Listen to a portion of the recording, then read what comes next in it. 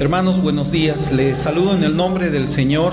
Quiero darle la bienvenida a los visitantes que tenemos en esta mañana y quisiera que comencemos nosotros el estudio de nuestra escuela dominical, abriendo la escritura en el Evangelio según San Lucas, en el capítulo 9, ahí donde estamos nosotros. Vamos a leer desde el versículo 23 hasta el versículo 25. Vamos a meditar en estos tres versículos en esta hora de la mañana. Lucas capítulo 9, versículos 23 al 25. Yo voy a leer de la Biblia de las Américas. Y dice la escritura: y decía a todos: si alguno quiere venir en pos de mí, niéguese a sí mismo, tome su cruz cada día y sígame. Porque el que quiera salvar su vida la perderá, pero el que pierda su vida por causa de mí, ese la salvará. Pues ¿de qué le sirve a un hombre haber ganado el mundo entero si él mismo se destruye o se pierde? Vamos a llamarle a nuestro estudio de esta mañana la prueba que somos sus discípulos. Nosotros hemos estado compartiendo diferentes pasajes de la Escritura en algunas predicaciones temáticas acerca del caminar cristiano, por ejemplo, la relación del creyente que tiene que tener como el mundo, y pudimos observar por medio de la Escritura que el creyente genuino ha experimentado una ruptura con el mundo. Y dijimos de que esa ruptura, que una persona que profesaba la fe en Cristo era una demostración que había sido regenerado de nuevo, o regenerado por el Espíritu Santo, nacido de nuevo. Pero también nosotros el domingo pasado estuvimos tratando el tema de una iglesia que ama, y comenzamos nosotros a investigar por medio de la Escritura que el amor que debe tener una persona que ha hecho profesión de fe en Cristo a otros que también han hecho profesión de fe en Cristo es la prueba de que esa persona ha nacido de nuevo, es una persona regenerada, es un creyente verdadero. Y ahora nosotros, por la gracia del Señor, nos encontramos también frente a unos textos en Lucas, en el estudio expositivo que hacemos de Lucas, por el cual, por las palabras del Señor, se nos demuestra cuál es la característica de un cristiano verdadero.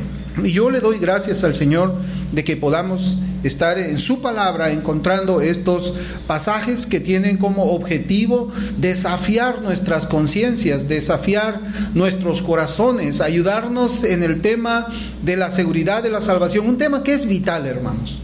Yo he podido experimentar a través de mi caminar cristiano que hay personas que cuando se les habla acerca de su salvación, ellos tienden a enojarse. Pareciera de que cuando una persona les llamara la atención respecto de ciertos frutos, de ciertas obras que uno ve en sus vidas, de ciertas acciones, y uno les quiere llevar a la Escritura para que examinen su fe, se molestan, se enojan, como decimos nosotros, se amargan cuando una persona quiere hablarles del tema de la seguridad de la salvación. sea por cualquier medio que sea. Aún a veces también por la red social uno puede ver de que cuando alguien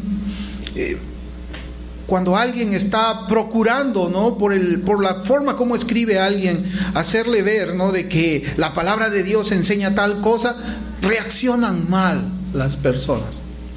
No debería ser así. Yo pienso que cuando una persona se acerca a otro para hablar de su condición espiritual, sea lo que sea que esté pasando una prueba y no esté enfrentando bien la prueba, o sea de que esté haciendo un testimonio que haga dudar algunas veces acerca de si su conversión es genuina o no, yo pienso de que nosotros debemos recibir a esa persona como alguien que está interesado por nuestra vida espiritual.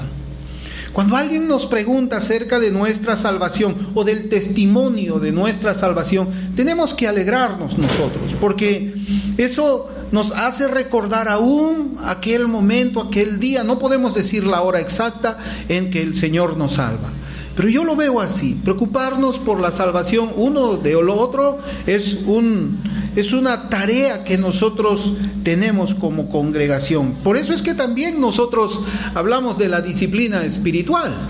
Imagínense en una congregación donde nadie quiere ser cuestionado en su caminar cristiano, pues el resultado va a ser que no se puede aplicar disciplina eclesiástica, porque la persona va a decir, no, ¿cómo que me van a aplicar disciplina eclesiástica? Están diciendo que yo no soy salvo o que yo no soy un cristiano genuino. ¿Qué cosa es lo que pasa? Pero esta mañana, hermanos, nosotros vamos a continuar, como les decía, con nuestras exposiciones en el Evangelio según San Lucas, y en esta oportunidad nosotros vamos a tocar un tema que es muy importante con relación a quién es un verdadero discípulo de Cristo. ¿Quién es un verdadero discípulo? ¿Quién es un creyente genuino? Y como les digo, nosotros vivimos en un tiempo muy peligroso. Por un lado nos encontramos con personas que enseñan de que cuando una persona o alguien que hace una profesión de fe en Cristo y guarda estas reglas, ¿no?, ya estamos cayendo en el tema del legalismo, esa persona es salva. Es salva cuando no se corta el cabello, es salva cuando no usa pantalón, es salva cuando la mujer no se echa maquillaje en la cara, pero cuando se corta el cabello es una señal que la persona no es salva. Esa es una doctrina equivocada. Por otro lado nos encontramos con personas que dicen, basta que tú digas una oración y ya eres salvo. Y aún, hermanos, yo he podido leer del Seminario Teológico de Dallas, así yo se los voy a decir con nombre.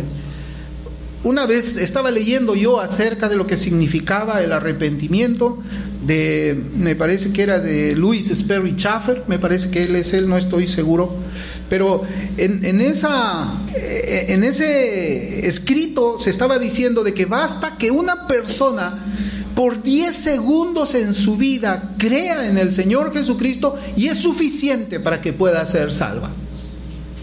No importa si después uno ya no cree. Ellos dicen la salvación es por fe, ya no importa si tú crees o no. Es peligroso porque nosotros estamos viviendo tiempos también en que se enseña esa doctrina diabólica del cristiano carnal, una doctrina que tiene 100 años. Algo que jamás nunca fue creído, ni sostenido, ni escrito por los académicos y los creyentes de la iglesia en más de 20 siglos.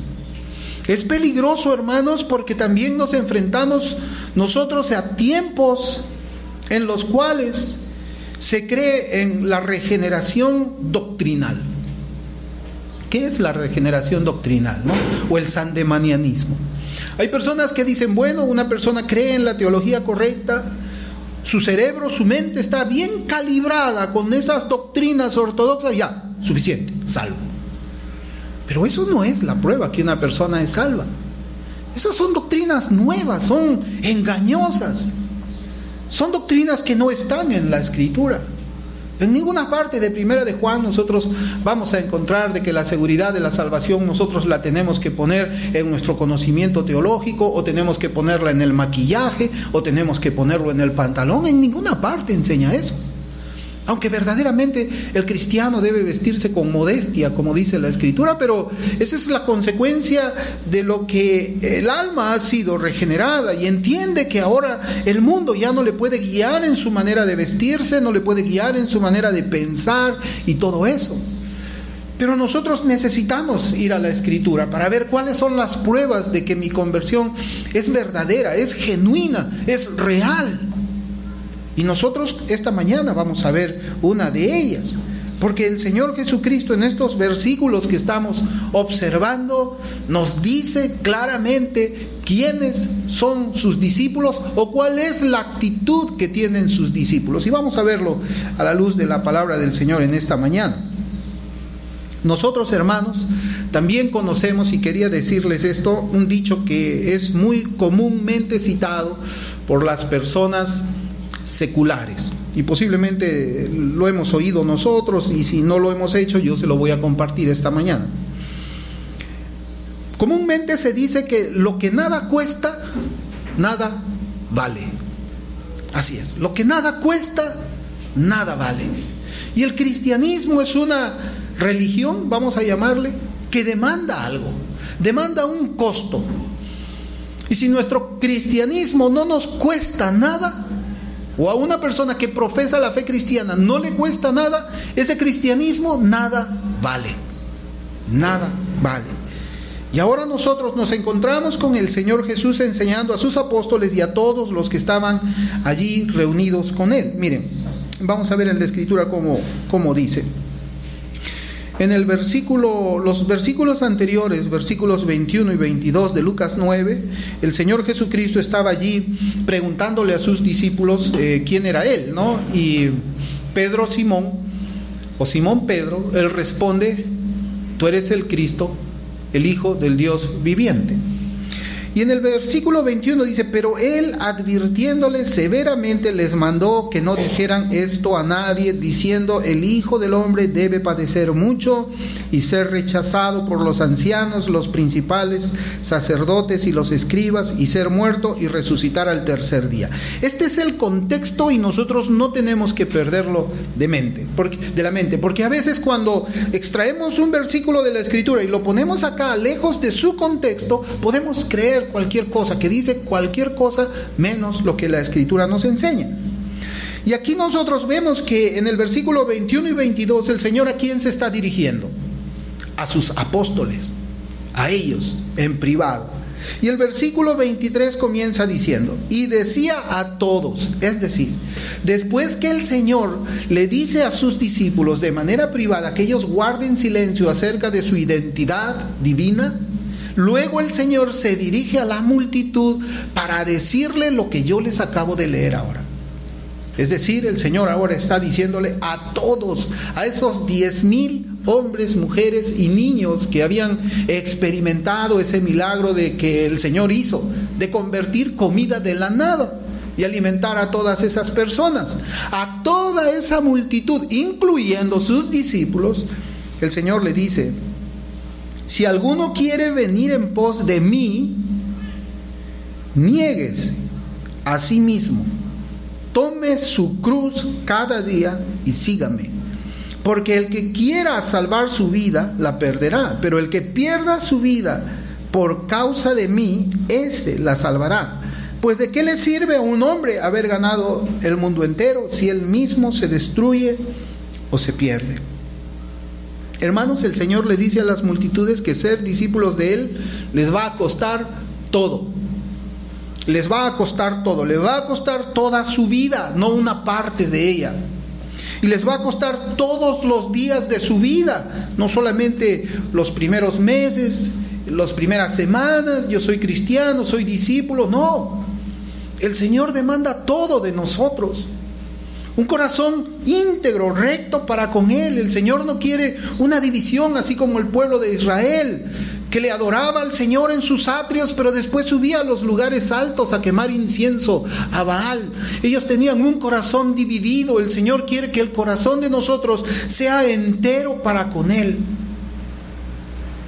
En el contexto ya les había dicho que debemos recordar que el Señor les hace mención a sus apóstoles de manera privada los sufrimientos que él iba a padecer.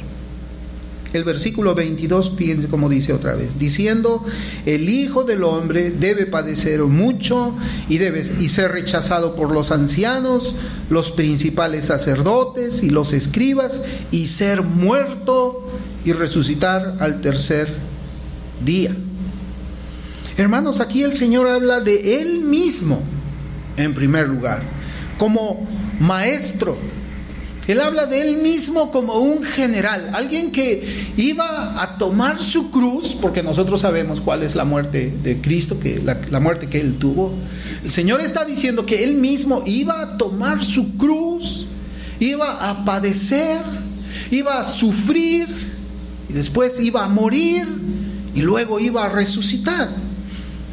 Y ahora Él, después de hablarles como maestro y un general de un ejército, le dice a las multitudes que si quieren ser sus discípulos y quieren ser sus soldados, ¿qué deben hacer ellos? Tienen que hacer lo mismo que el Señor. Un discípulo tiene que hacer lo mismo que el Señor. Y decía a todos: si alguno quiere venir en pos de mí, niéguese a sí mismo, tome su cruz cada día y sígame. El Señor no está pidiendo algo que Él iba a observar cómo es que los discípulos iban a hacerlo. El Señor le está diciendo a ellos que sus discípulos tienen, como dice la Escritura, caminar por las mismas pisadas que Él caminó. Y en estos versículos podemos decir que encontramos los dos lados de una misma moneda. Por una parte, como ya les dije, vemos al Cristo quien demuestra su amor por sus discípulos por medio de un sacrificio voluntario hacia una muerte espantosa, una muerte cruel, una muerte en que la agonía a ella iba a incluir insulto. Iban a escupirle al Señor en su rostro, así como también el Señor iba a recibir el desprecio de su propio pueblo. No fue así como murió el Señor. No fue así, no fue eso todo lo que le pasó. ¿Acaso no dice la Escritura que Él llevó el oprobio, la vergüenza? Él pasó vergüenza, hermanos. Él fue escupido, Él fue despreciado, Él fue insultado, Él fue maltratado, Él tomó su cruz y finalmente murió. Y en el otro lado de la moneda vemos a los discípulos. Los discípulos deben mostrar su amor por su Salvador, ¿cómo? Negándose ellos mismos, muriendo al yo de cada día de una manera voluntaria. Y en el proceso de ese morir en vida, porque eso es lo que el Señor nos pide, morir en vida, también iban a sufrir el desprecio y los escupitajos del mismo mundo que había clavado en la cruz a su Salvador. Eso es lo que nosotros vemos aquí, hermanos. Eso es lo que nosotros vemos.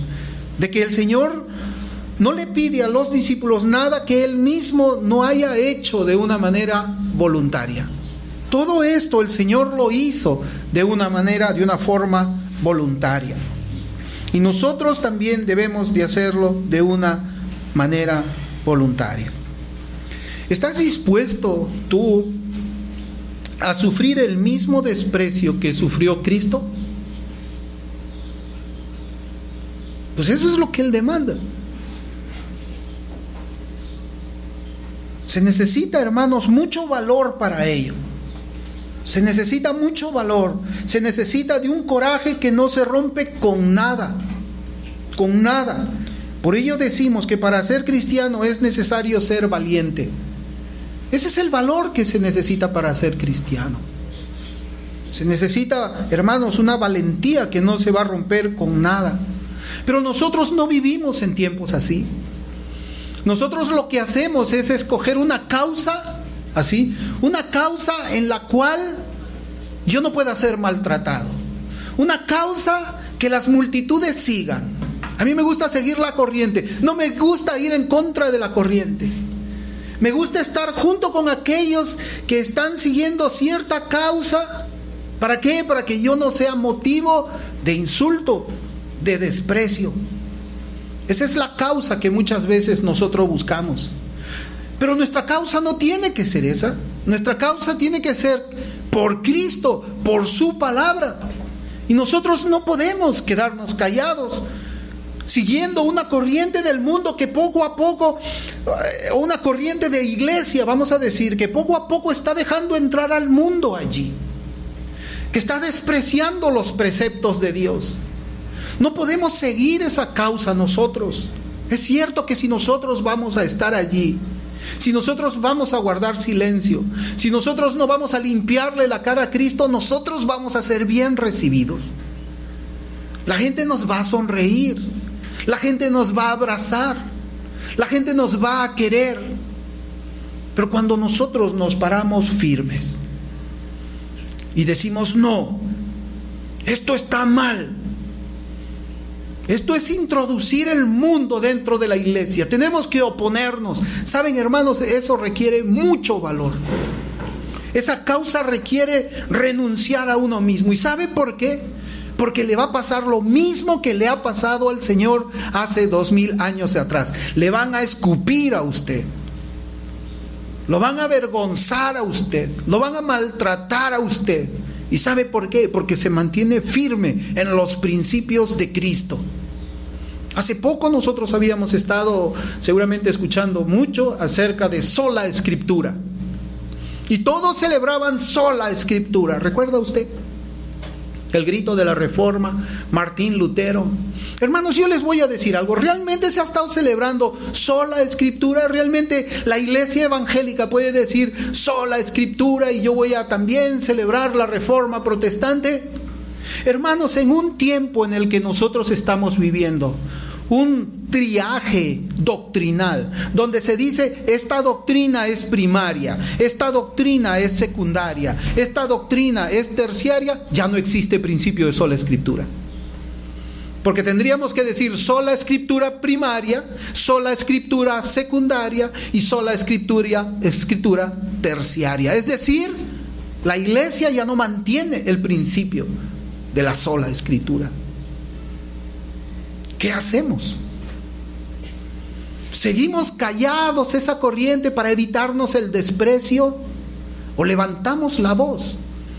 ¿Qué causa es la que nosotros vamos a defender? ¿Para qué hemos nacido? ¿Para qué Cristo nos ha dado vida y nos ha puesto aquí y nos ha rescatado, nos ha dado vida espiritual? Para permanecer callados. Eso es lo que el Señor está diciendo aquí. Por eso es que ser cristiano uno necesita mucho valor, porque tiene que negarse uno mismo, uno tiene que morir a uno mismo, como nosotros vamos a ver aquí. Por eso es que yo preguntaba: ¿tú estás dispuesto a sufrir el mismo desprecio que sufrió Cristo? Hermanos, no, muchos no lo quieren, no están dispuestos. No les gusta. A nosotros no nos gusta ser separados, no nos gusta que las personas así, no te juntes con él, no nos gusta, nunca nos gustó, ni siquiera en el colegio. Cuando no nos escogían para jugar ahí la pelota, nosotros nos sentíamos mal, nosotros queríamos estar con ese grupo grande, no nos gustaba ser excluidos. Es algo que posiblemente llevamos en el corazón, llevamos en la mente, y en el cristianismo también es lo mismo. No, mejor me quedo callado. Si predico así en la iglesia, pues la gente se va a ir. Sí, hermanos, pues nosotros estamos dispuestos a predicarles a sillas vacías, pero no vamos a aguar la palabra del Dios. No lo vamos a hacer. Estamos dispuestos a sufrir el desprecio por Cristo. Hermanos, debemos estarlo dispuestos. Debemos estar dispuestos. Usted que desea servirle en el ministerio de la palabra, ¿estaría deseoso de padecer por Cristo? ¿Estaría deseoso?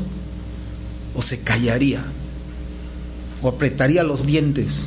¿O amarraría su lengua para que no hable la verdad, con tal de no sufrir ningún desprecio? Hermanos, eso es lo que un hombre que sigue a Cristo y lo sigue de verdad hace y sufre. Mire, vamos a abrir el Salmo 44, 22. Salmo 44, 22. Ahí nosotros vamos a ver un pasaje que está muy relacionado con lo que estamos viendo aquí en Lucas 44:22. Dice la Escritura: pero por causa tuya nos matan cada día, se nos considera como ovejas para el matadero. Fíjense, la Escritura en Lucas dice: tome su cruz cada día. Y nosotros sabemos que tomar la cruz es muerte. Y acá dice el Salmo: pero por causa tuya. ¿Por causa de quién? De Cristo.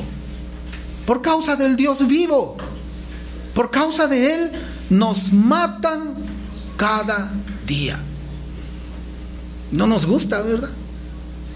No nos gusta. Hace poco mi esposa me estaba hablando a mí y me hablaba de la iglesia militante.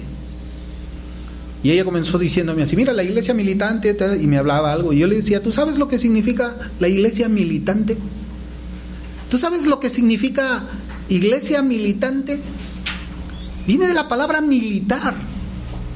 Una iglesia militante es una iglesia que lucha. Es una iglesia que batalla, es una iglesia que pelea. ¿Usted está dispuesto a ser parte de la iglesia militante? No la iglesia que pues está así como una gelatina, un día por acá, otro día por allá, y se mueve así conforme el viento la lleva. Sino una iglesia militante, una iglesia que realmente quiera morir al mundo, realmente no le importe nada más que lo que Cristo diga de él en cuanto a la defensa de la doctrina. Hermanos, pero por causa tuya nos matan cada día. Esa es la vida de todos los que quieren seguir a Cristo y ser como Él. Esa es la vida. El Señor nos dice de una forma muy clara, ahí en Lucas, tenemos que regresar a Lucas 9:23, y decía a todos: si alguno quiere venir en pos de mí, niéguese a sí mismo, tome su cruz cada día y sígame. Hermanas, las Escrituras nos demuestran la manera en que esto fue cumplido por los apóstoles del Señor. Ellos lo cumplieron.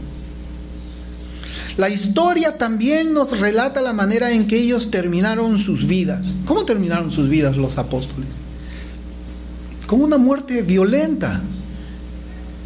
Y la Escritura nos enseña eso, y también la historia. Hay libros que tratan acerca del cristianismo, la persecución en el tiempo de Nerón, la primera persecución, por ejemplo, cómo es que los cristianos, para no negar su fe, pues ponían sus vidas. No todos.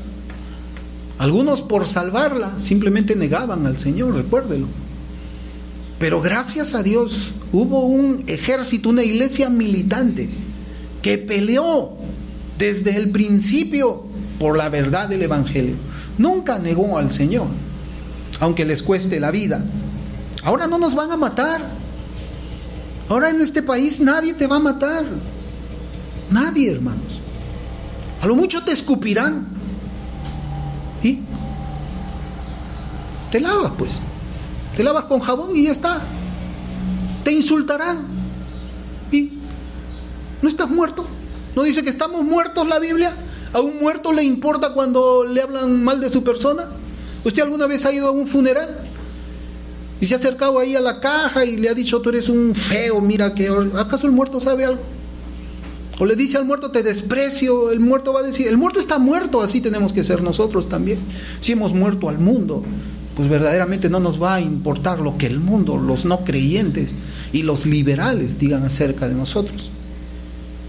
Pero así dice la Escritura. Y también la historia, que todos murieron una muerte violenta. Todos sufrieron por causa del Evangelio. En 2 de Corintios, vamos a leer unos pasajes en el capítulo 11. 2 de Corintios, capítulo 11, versículo 23, 28. Dice la palabra del Señor: ¿son servidores de Cristo? Hablo como si hubiera perdido el juicio. Yo más. En muchos más trabajos, en muchas más cárceles, en azotes un sinnúmero de veces, a menudo en peligros de muerte. 5 veces he recibido de los judíos 39 azotes. 3 veces he sido golpeado con varas. 1 vez fui apedreado. 3 veces naufragué. Y he pasado una noche y un día en lo profundo, con frecuencia en viajes, en peligros de los ríos, peligros de salteadores, peligros de mis compatriotas, peligros de los gentiles, peligros en la ciudad, peligros en el desierto, peligros en el mar, peligros entre falsos hermanos, en trabajos y fatigas, en muchas noches de desvelo, en hambre y sed, a menudo sin comida, en frío y desnudez. Además de tales cosas externas, está sobre mí la presión cotidiana de la preocupación por todas las iglesias. ¿Sabe, hermanos? Yo cuando leo esto del apóstol, yo siento vergüenza. Mi persona siente vergüenza. ¿Sabe por qué, hermanos? Pues porque a mí no me ha pasado lo que al apóstol le está pasando. A mí a lo mucho que han hecho, han levantado falsos testimonios, pero nada más, nada más. Me han insultado a lo mucho, pero una vez les dije, ¿no? Que me dijeron a mí, calvinistasaurio, pero no me han hecho esto a mí. Un insulto, unas palabritas que escribieron por ahí, pero hermanos, a mí no me han azotado. Yo no he estado en cárceles. Mi vida no ha estado peligrando. Eso quizás sí, está la presión cotidiana de la preocupación por la iglesia, sí, pero yo no he pasado esto. En Hechos, vamos a abrir otro pasaje, en Hechos capítulo 5, versículos del 40 al 42, vamos a leer también esos versículos, hermanos, para ver cómo la Biblia habla de este tema. Hechos 5, 40, 42, dice la Biblia: ellos aceptaron su consejo y después de llamar a los apóstoles, los azotaron y les ordenaron que no hablaran en el nombre de Jesús y los soltaron.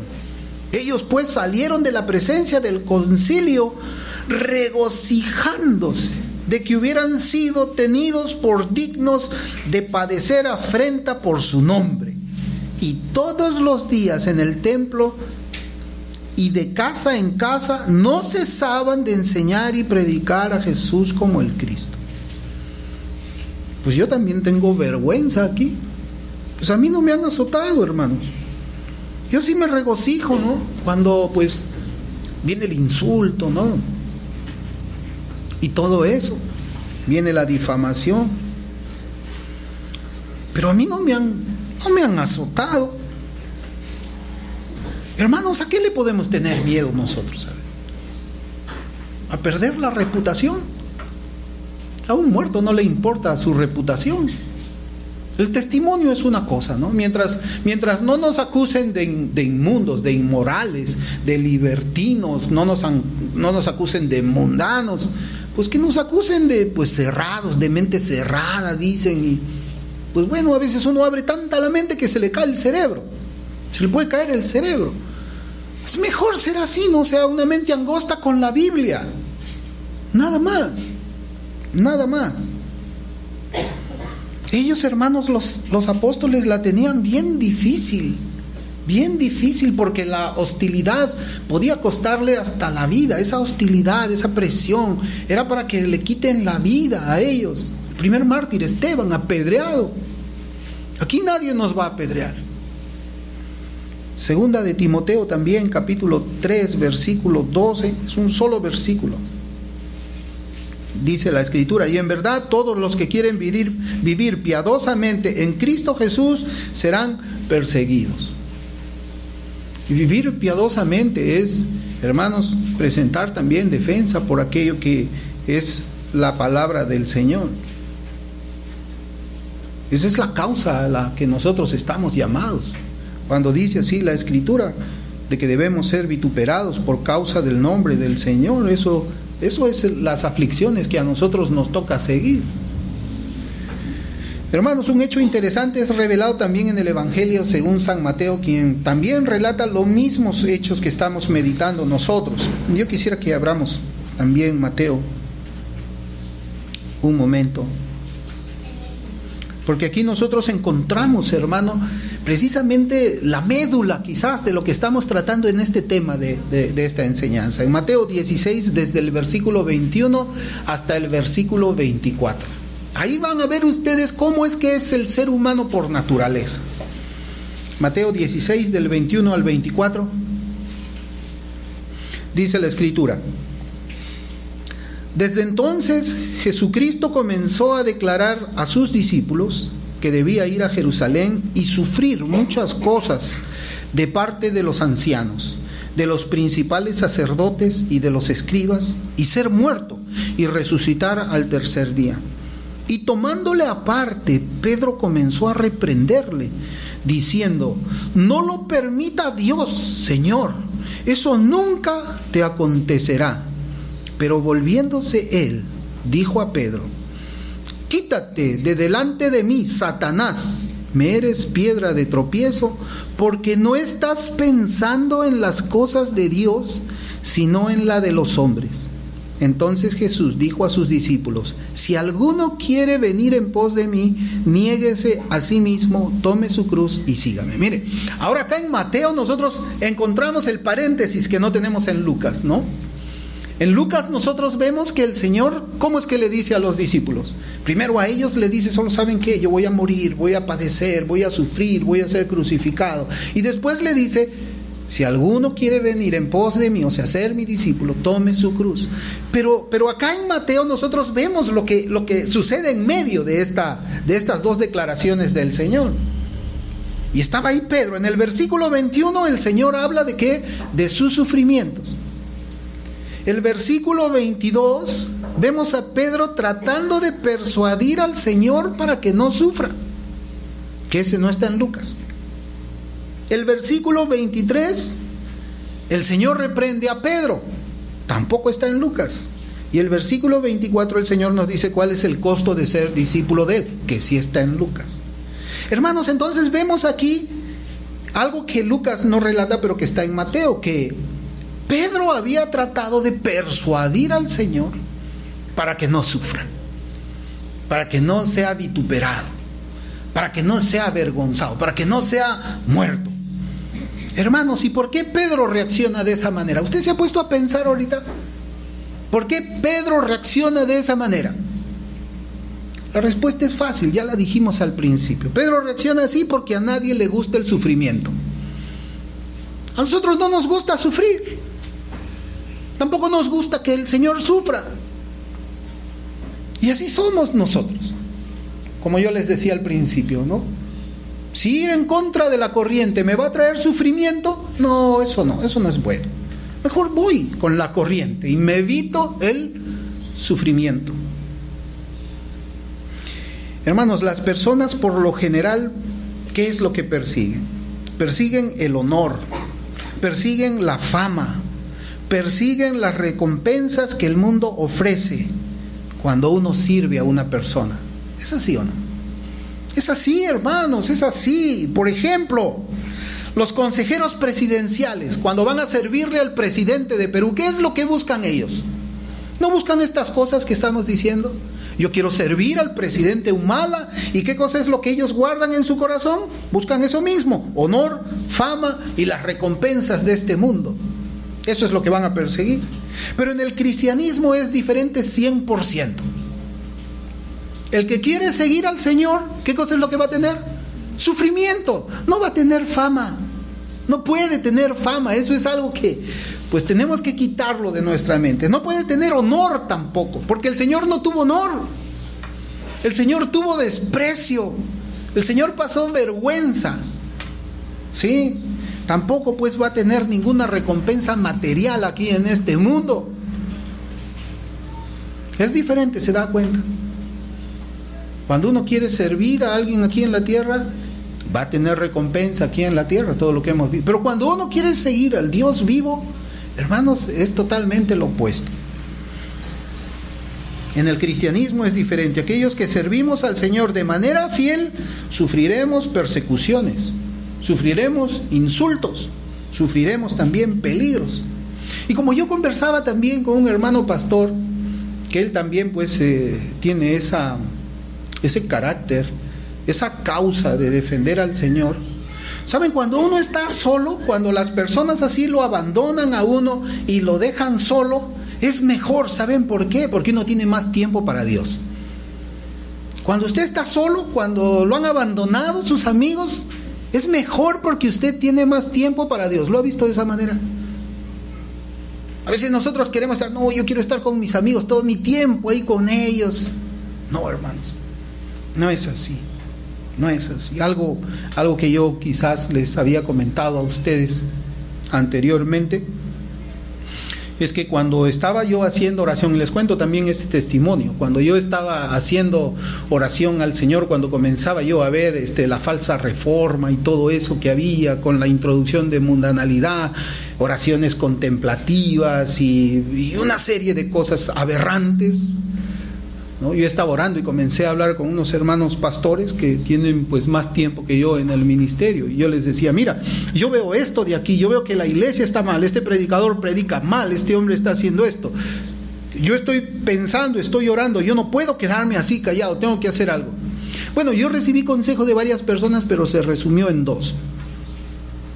Uno de ellos me dijo a mí, no hables eso, no lo publiques, quédate solamente por interno respóndele a la persona cuando te pregunta pues de Piper, de Driscoll y de todas esos predicadores que enseñan esas cosas carismáticas y yoga, porque eso se llama yoga.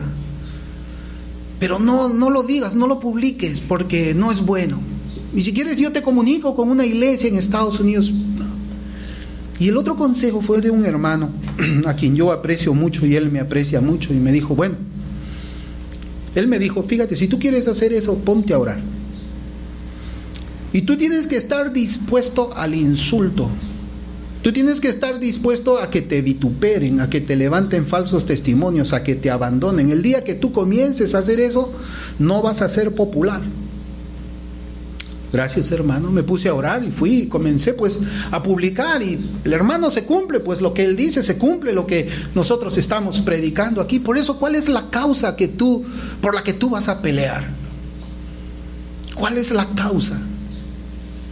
Cuando yo estaba en el ejército, hermanos, y eso yo se los he contado a algunos de ustedes, nosotros teníamos un dicho, la manera más digna de morir era como uniformado recibiendo la bala del enemigo en el combate.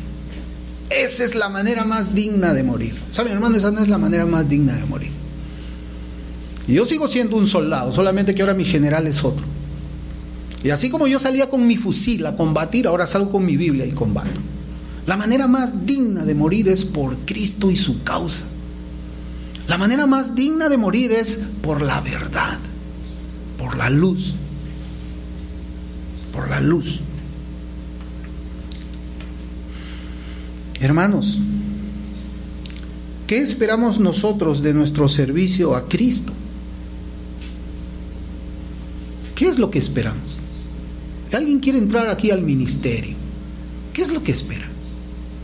No saben a veces a lo que salvo, ¿no? Que bueno, yo quiero tener un ministerio light, un ministerio que no se oponga, un ministerio que se quede callado cuando vea todas esas profanidades. Bueno, pues yo no sé si eso se puede llamar ministerio, ¿no? Pero si alguien quiere entrar al ministerio, ¿qué es lo que buscas? ¿Que el mundo te reconozca? El mundo no te va a reconocer, no te va a reconocer. Y aquellos evangélicos que son aliados con el mundo tampoco te van a reconocer. Así va a ser. Y saben, yo recuerdo cómo es que comienza todo esto, hermanos, cuando yo publico un artículo del pastor Peter Masters que se llamaba La fusión del calvinismo con la mundanalidad. Eso fue alcohol en la herida mundana, hermanos. Ese fue el alcohol, ese fue el detonante. Porque Peter Masters estaba hablando muy bien, estaba describiendo con detalles el problema de los cristianos que se llamaban calvinistas y su relación con el mundo.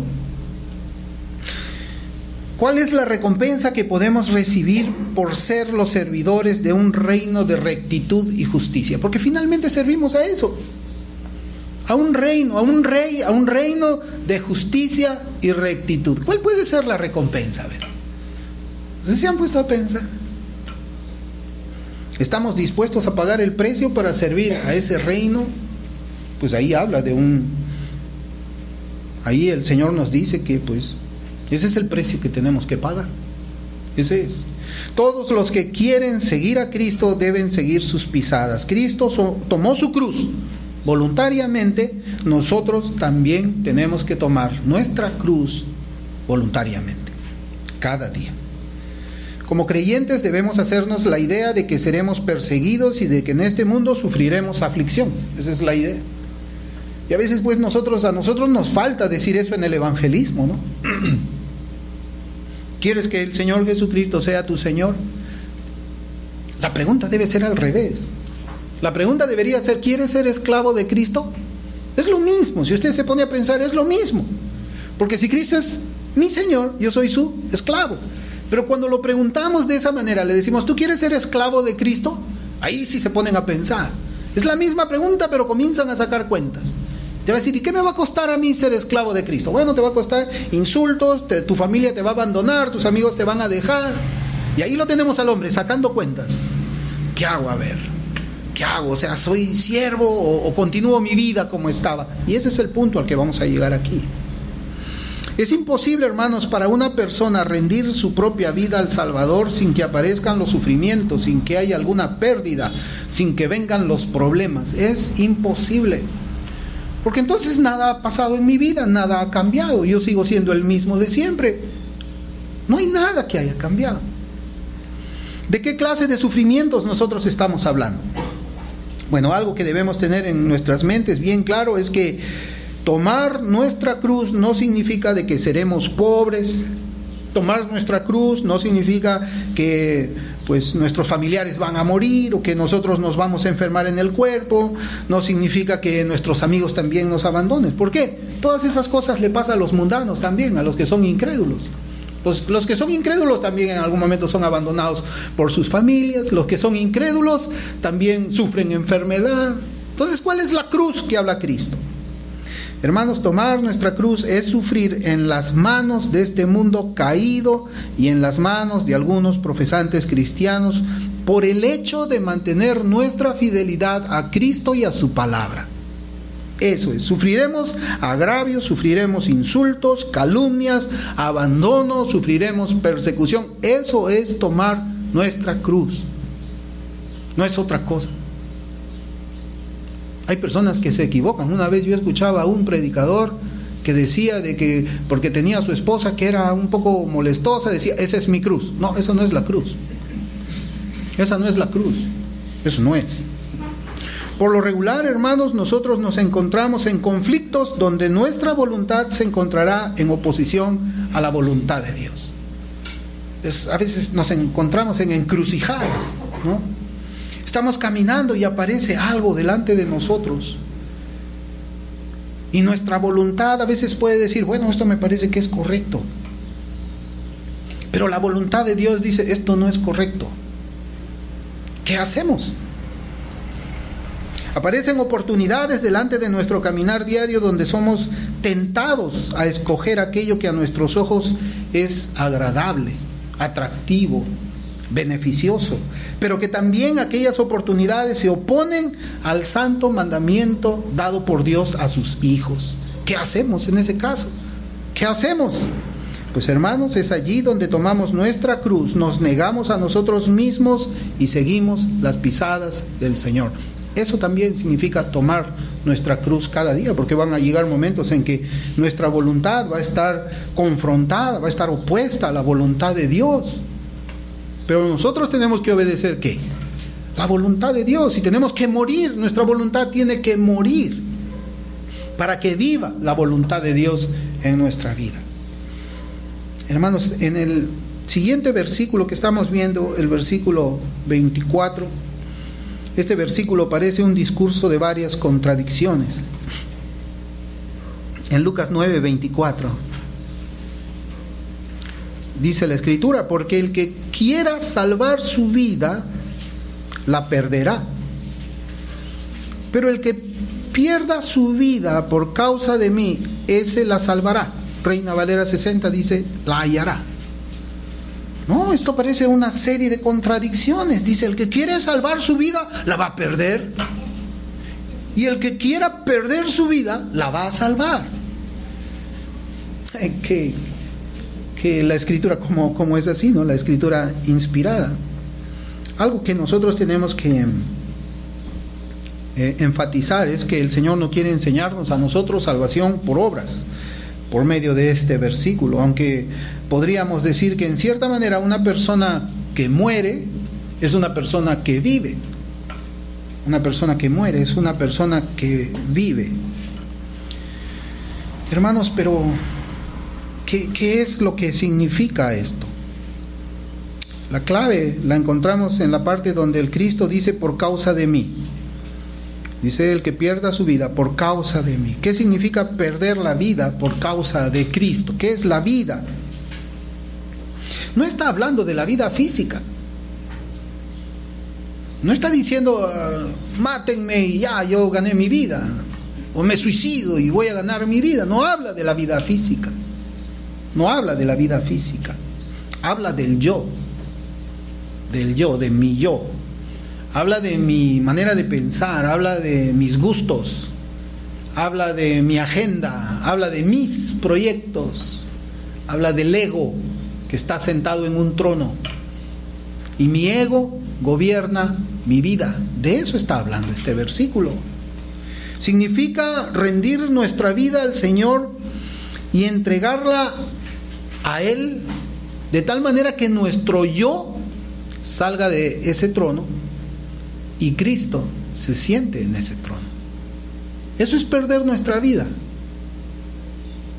Yo, como hombre, ya no tengo mi propia agenda, ya no tengo mi propio, mis propios proyectos. Ahora yo soy de otro. Mi vida ya no me pertenece, le pertenece a Cristo.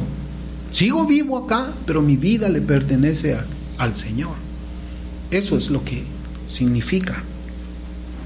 Y en esta parte nosotros debemos reflexionar un poco más, debemos de pensar en la compensación o beneficio que resulta de aquel sacrificio que Cristo demanda. ¿Cuál es la compensación o beneficio? Y el siguiente versículo nos lo dice, el versículo 25, dice: pues ¿de qué le sirve a un hombre haber ganado el mundo entero si él mismo se destruye o se pierde? ¿De qué le sirve a un hombre ganar el mundo entero? Hermanos, si el alma de un hombre ha recibido daño espiritual a causa del pecado, todas las posesiones del mundo no pueden hacer nada para sanarla. Y eso sabemos nosotros, de que todo el mundo que está fuera de Cristo tiene el alma, tiene su espíritu dañado, contaminado, infectado por el pecado. ¿Acaso toda la riqueza que una persona pueda poseer le puede ayudar para enmendar, para curar esa alma? No, hermanos. Hasta la gente más rica, cuando le da cáncer y el Señor quiere que mueran, mueren en los hospitales más caros del mundo, donde están los cirujanos más grandes del mundo. Se le fue la mano al médico y ahí quedó. La vida de nosotros depende del Señor. Hay personas que pueden tener aún una enfermedad y gastar las medicinas más caras. A veces nosotros vemos, no sé cuánto cuesta una quimioterapia, pero yo estaba oyendo de que es carísimo. Son unos estuches que venden con unas inyecciones. Y es caro. La gente de dinero puede pagarse eso. Y una persona pobre no puede hacerlo quizás. Solamente esperar la muerte. Pero aún, hermanos, cuando esa enfermedad o cualquier enfermedad llega al cuerpo, nada material puede ayudarnos muchas veces. Nada de lo que nosotros tengamos. Podemos vender todas nuestras posesiones, pero un día vamos a morir. Y cuando muramos, nada de lo que tenemos nos lo van a poner en la caja. Nada, hermanos. Antes enterraban a la gente con joyas, ahora ya no las entierran con joyas porque las abren y se las llevan.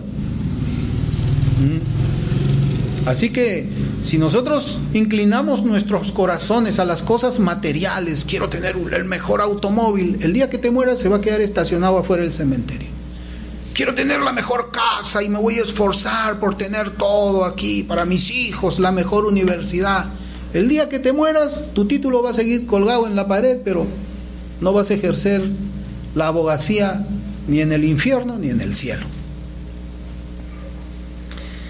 Hermanos, si el alma de un hombre ha recibido daño espiritual a causa del pecado, todas las posesiones del mundo no pueden hacer nada para recuperarle, para sanarle. Eso es lo que nos enseña este versículo. Pues ¿de qué le sirve a un hombre haber ganado el mundo entero si él mismo se destruye o se pierde? Hermanos, nuestro interés, la causa que nosotros tenemos aquí en el mundo, no estoy diciendo de que nosotros no debamos tener una casa, un automóvil, pero si nuestro corazón está puesto en esas cosas, algo malo está en nosotros, algo malo. Yo no les estoy diciendo sálganse de la universidad, no, estudien, sean buenos profesionales para la gloria del Señor, y lo que el Señor les dé a ustedes también, pues úsenlo de tal manera que el Señor sea glorificado. Ese es el punto, hermanos. Nosotros debemos de, por ejemplo, ganar de tal forma que Cristo sea glorificado, y eso que Dios nos da en la mano, producto de lo que Él nos dio por medio de títulos, negocios, los que sea, debemos también usarlo de tal manera que Él sea glorificado. No es malo que usted busque un trabajo bueno, no es malo, pero si ese trabajo bueno es su ídolo, si el dinero que usted consigue en ese trabajo es su ídolo, ahí sí hay problemas.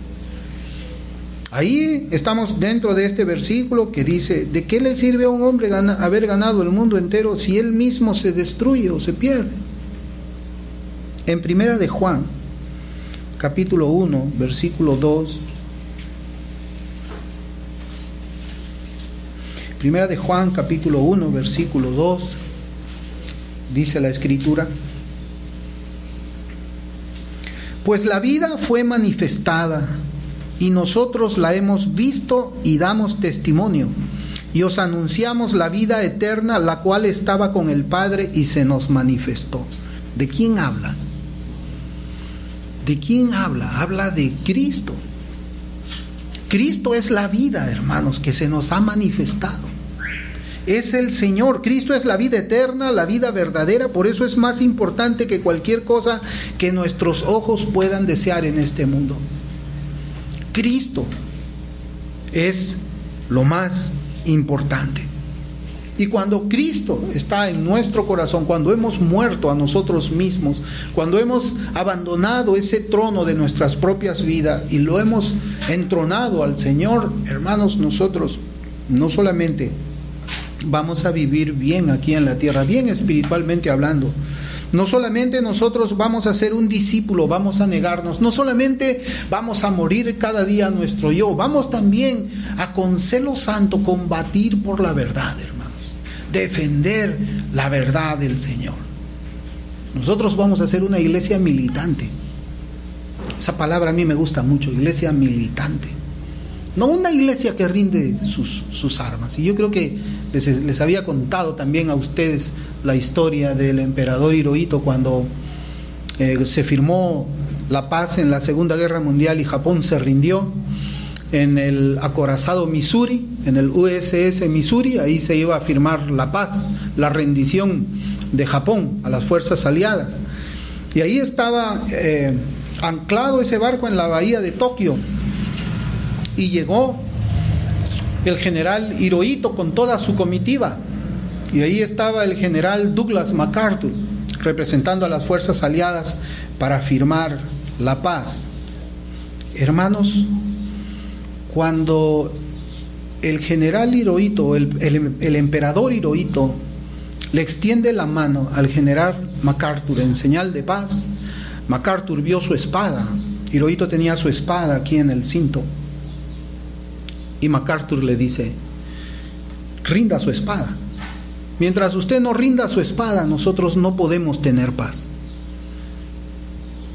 ¿Qué hizo el emperador Hirohito? Se quitó la espada del cinto, el cinto,